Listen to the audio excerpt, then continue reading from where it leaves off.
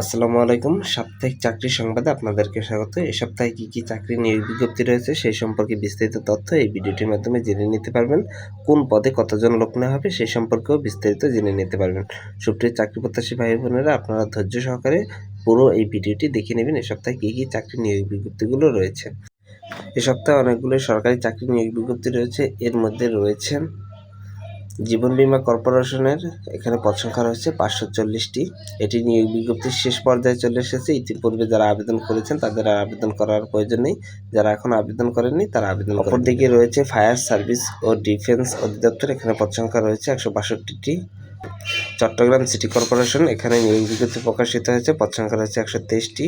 Custom axis ও VAT commissioner Dhaka, এখানে পদ সংখ্যা রয়েছে 64টি। প্রতিরক্ষা মন্ত্রণালয়, এখানে পদ সংখ্যা রয়েছে 33টি।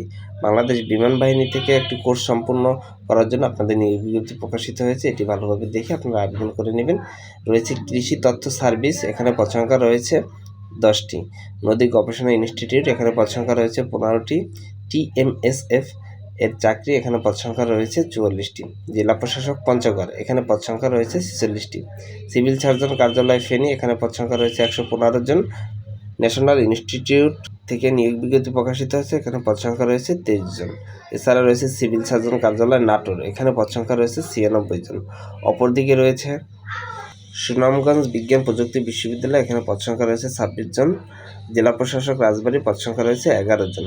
বাংলাদেশ উন্মুক্ত বিশ্ববিদ্যালয় থেকে নিয়োগ বিজ্ঞপ্তি প্রকাশিত হয়েছে, পদ সংখ্যা রয়েছে 9 জন। বাংলাদেশ টেক্সটাইল মিলস কর্পোরেশন, এখানে পদ সংখ্যা রয়েছে 14 জন। তিতাস গ্যাস থেকে নিয়োগ বিজ্ঞপ্তি প্রকাশিত হয়েছে, এখানে পদ সংখ্যা রয়েছে 9 জন।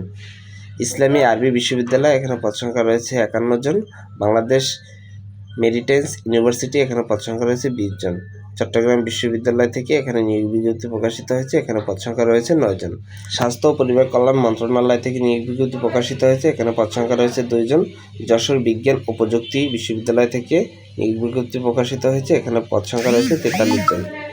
রুলার পাওয়ার কোম্পানি, এখানে পদ সংখ্যা রয়েছে 2 জন। এ সপ্তাহে এই নিয়োগ বিজ্ঞপ্তিগুলোই ছিল। এ সপ্তাহে আরও অন্য তথ্য পেতে হলে অবশ্যই আমার এই ছোট ইউটিউব চ্যানেলটির সাথে থাকবেন। সবাই ভালো থাকবেন। প্রত্যেকটি বিষয় সম্পর্কে বিস্তারিত তথ্য আমার ইউটিউব চ্যানেলের মাধ্যমে আপনারা জেনে নিতে পারবেন। ধন্যবাদ সকলকে, সবাই ভালো থাকবেন।